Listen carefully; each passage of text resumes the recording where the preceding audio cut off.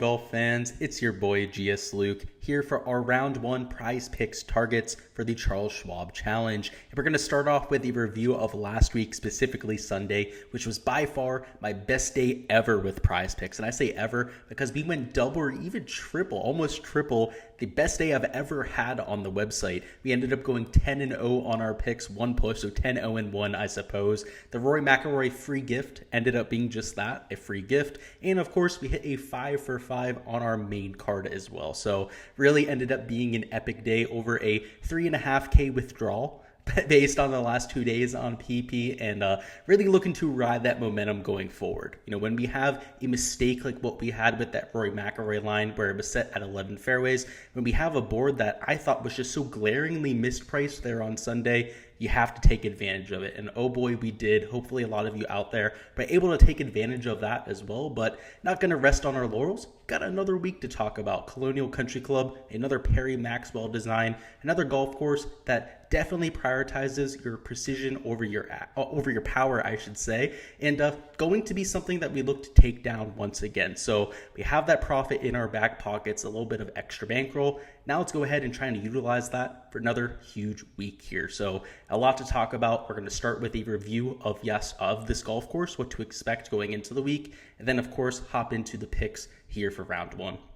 Alrighty, we've got Data Golf on the screen, so go over last year's event just to get an idea of what to expect this time around. And in terms of difficulty, I'd say it's slightly more difficult than the PGA Tour average. So the scoring average, you can see it's plus 0.21, which again, most courses on the PGA Tour going to play slightly under par, so about half a stroke, maybe 3/4 of a stroke over what we're used to seeing, but not quite what we saw last week, right? Last week, we saw a +2, maybe even +3 scoring average for many of the days, which resulted in a -5 winner. Last year, the winner was Jason Kokrak, and he took it to -14. So certainly scores are out there, but much like a lot of these Texas courses, because of the weather, you're also going to see quite a few large scores. So that's why you can see the drop-off happens rather quickly on the leaderboard. Guys at -14, -12, -10, and then it drops off rather quickly, even to the top 25, right? -4 ended up being a top 20 finish in last year's event, and -3 ended up being a 32nd place finish. So it is a gettable golf course, but you got to watch out. You got to be careful, and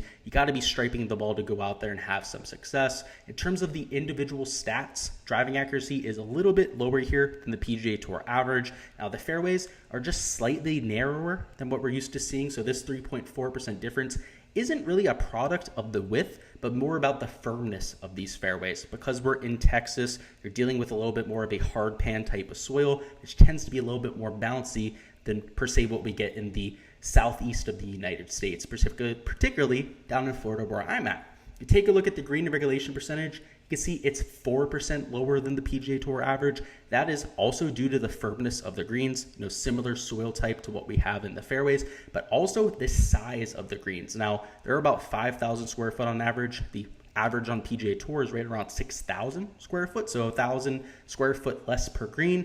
That's not a drastic difference, right? We've seen 3,500 square foot greens or even 2,800 square foot greens from time to time when we get to some of those extremely small greens, but still smaller than average targets. So that's why, the averages for fairway and GIR percentage are just a little bit lower than what we're used to seeing, but that doesn't impact the scoring all too much. Getting up and down isn't the hardest at this golf course. And like I said, get the ball and play off the tee, be a little bit more positional, get the ball in the green, and make a few putts. You can still take this to 10 under par, or even a 20 under par like Justin Rose was able to do when he won back there in 2017.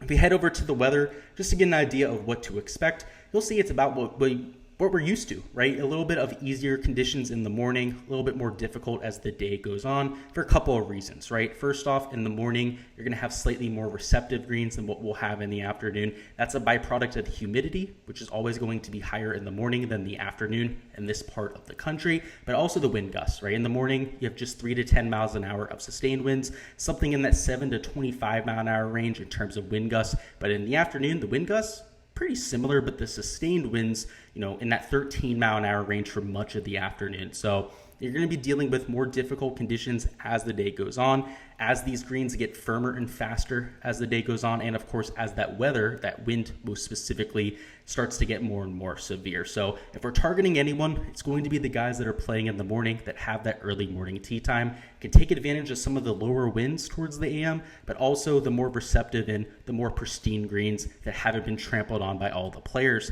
With all of that in mind, let's go ahead and talk through the board. So I am doing a 5-man card. I thought I was going to hold back, but there's 5 props I absolutely love for Thursday, right? Usually I try to save some of the promo entries there for Friday. Of course, after the golf promo, we have that free $100 entry, but I love these picks enough to go ahead and enter it. So I already have a few 4-man cards, a few 3-man cards with some of the tacos here for Tuesday as well. So already a lot of exposure here for the first round. So let's talk through the main card, what I'm going with for my free entry, and of course our biggest card for the week is going to start off with Scottie Shuffler. So here in the birdie or better matchups, it's one of the only 2 that's on the board at this point, and quite frankly, it's by far my favorite prop on the board because this was out before tee times. Of course, they matched up Scottie Shuffler and Viktor Hovland. Scottie Shuffler is playing in the morning wave, and Viktor Hovland is playing in the afternoon, which is why I like this prop just so much. First off, Scottie Shuffler in a vacuum, a better player than Viktor Hovland. I mean, talking about the world number 1 based on somebody that's a top 5 player in Viktor Hovland, but in any matchup you're getting, no matter the sports book out there, Scottie Shuffler is going to be a sizable money favorite over a Viktor Hovland. Now we know that one's going to be playing in the favorable conditions and one's going to be playing in the slightly worse conditions, right? And of course, that just makes that gap even bigger between the 2 players. We've taken a look at a few of the sports books throughout the industry, and the matchups between the 2 are upwards of minus 150 in the favorite of Scottie Shuffler. So just like him here from a matchup perspective. Of course, this is a birdie or better matchup, so it's not just like a head-to-head type of matchup, but Scottie Shuffler also among the league leaders in the PGA Tour when it comes to his birdie or better percentage. So I don't think we have to overthink it, right? Scottie Shuffler, the world's number 1 player. And one thing that this does is Scottie Shuffler, because it is a matchup bet, takes away the multiplier from our card. So if we want to just take all overs, that sort of thing, we don't have to worry about it. By taking one of these birdie or better matchup type of props, it makes it treated, kind of like an NBA prop, where if you take all overs, you're not going to be hurt for it. If you take all unders, you're also not going to get a multiplier for that sort of thing, which makes him a priority, not because, but the projection. I mean, the projection, like I said, one of my favorites on the board, but also from that standpoint is giving us quite a bit of value.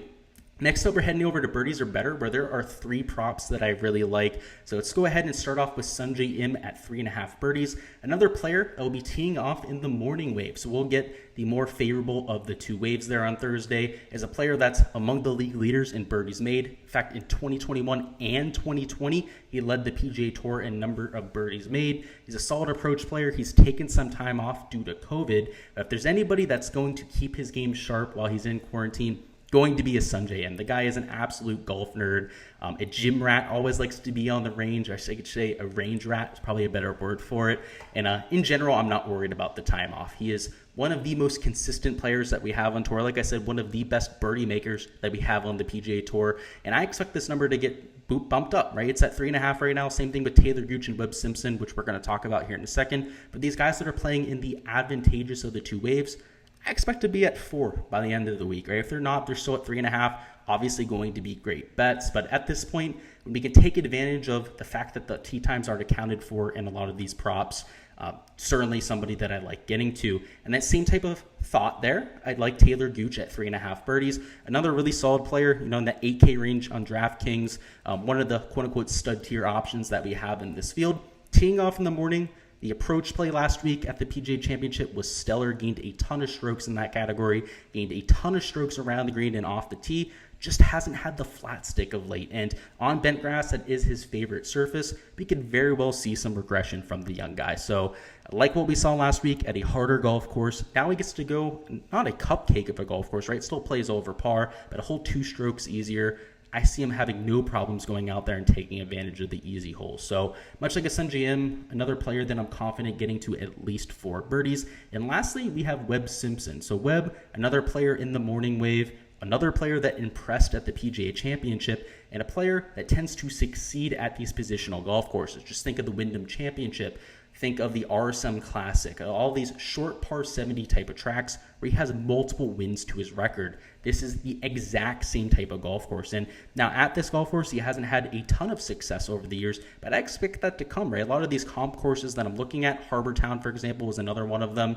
He's been unbelievable. So I expect that to turn around sooner rather than later. And the fact that he does have the early morning tee time only makes it an even better prop. So I have Webb Simpson projected for close to 4.2 birdies, Taylor Gooch projected for close to 4.25, and Sungjae Im projected for 4.5 birdies. All well above the marks that we have right here, making them some of my favorite overs on the slate. And now lastly, we have Ricky Fowler. So let's head over to fairways hit.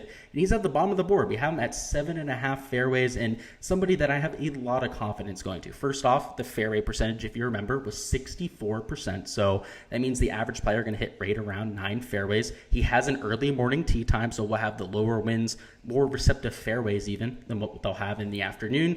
And there's going to be a ton of laying up. So this is a golf course that's only 7,200 yards, and that's at the very most. Could play closer to 7,000 yards. And with his newfound length, Ricky Fowler is not going to have to hit drivers. So I'd see plenty of 3-woods in his arsenal, also plenty of irons off the tee. And for him to just get to 8 out of the 14 fairways that we have on the golf course, I don't want to call it a lock, but it is one of my favorite props that we have out there. I have him projected for 8.8 fairways, which is less than the average, right? The average is right around 9 fairways for the field, but still well above the 7.5 mark we have him at, right? If he misses 6 of the 14 fairways on the golf course, that is still a hit. He has to miss half of his fairways to end up hitting the under for us, right? And we put it that way. Maybe it just shows you how good of a prop that it is, but in either circumstance, this is a 5-leg card that I like getting to, and because we do have that matchup prop, this pays 10x, right? Guys, that's all I've got for round 1. Before you hop on out of here, go ahead and let me know what your favorite prop on the board is. I'd love to hear from you guys down in the comments. Also, go ahead and let me know why, right? Love to hear from the community. Maybe there's a pick that I'm sleeping on that you guys have your eyes on, but in either circumstance, really appreciate all the support here on the channel. If you haven't already smashed the like button, make sure you go ahead and do that. But more importantly, if you guys haven't already subscribed to the channel, make sure you go ahead and do that as well. We're going to have even more videos dropping for rounds 2 through 4 for this event, so you won't want to miss any of that. And of course, all of my course breakdowns and DFS content that is coming out for the entire PGA Tour schedule. So I appreciate you guys. I hope you guys had a solid week last week at the PGA Championship, and really looking forward to this week at the Charles Schwab Challenge.